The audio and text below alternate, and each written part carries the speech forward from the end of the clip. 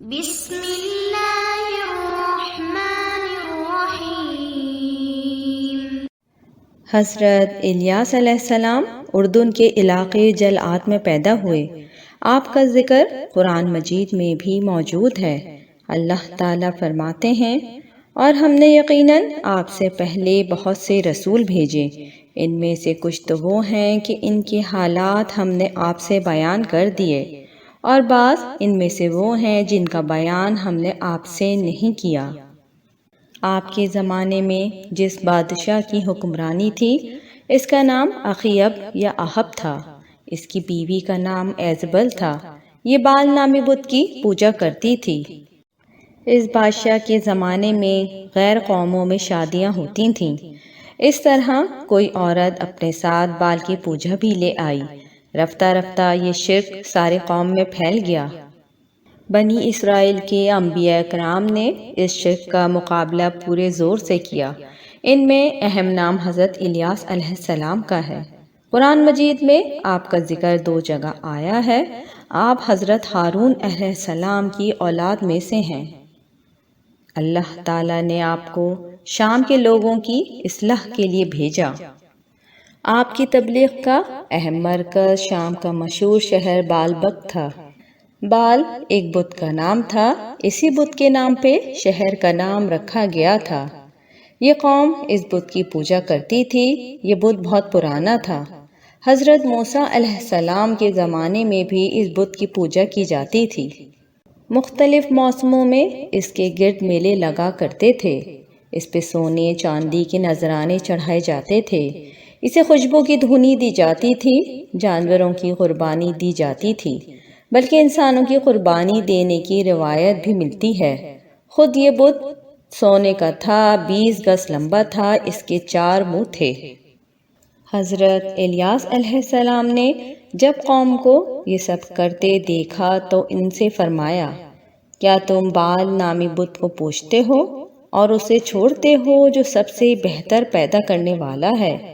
وہ معبود برحق تمہارا بھی رب ہے، اور وہی تمہارے اگلے باپ داداؤں کا بھی پروردگار ہے۔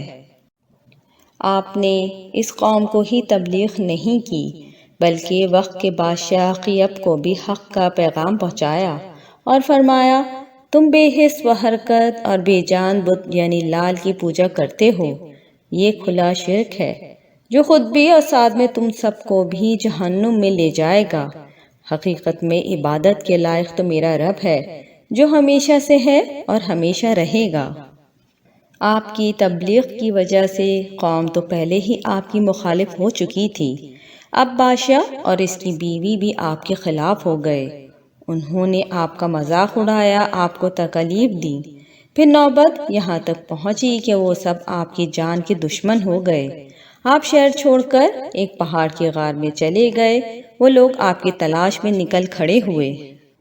اللہ تعالیٰ نے اپنے نبی کو ستانے اور جھٹلانے کی انہیں یہ سزا دی کہ انہیں قحط میں مبتلا کر دیا۔ 3 سال تک ایک بوند پانی نہ برسا۔ وہ لوگ بھوک اور پیاس سے مرنے لگے۔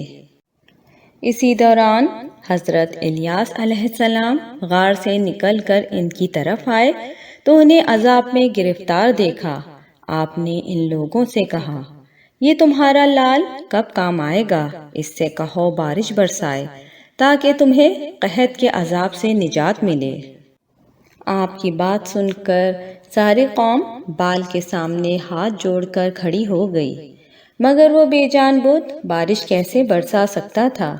جب تھک گئے تو حضرت الیاس علیہ السلام سے کہنے لگے، اے الیاس، تیرا خدا کون سا ہے؟ تو اس سے بارش کی دعا کر کے دکھا۔ آپ نے رب العالمین کے حضور دعا کی۔ دعا کرنے کی دیر تھی کہ بارش شروع ہو گئی، زمین سرسبز ہونے لگی۔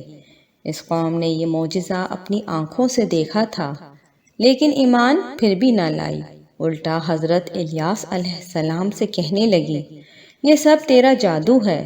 یہ الزام ایسا ہی تھا جیسا کہ آپ سے پہلے آنے والے انبیاء کو ان کی قومیں لاجواب ہو کر دیتی رہتی تھیں۔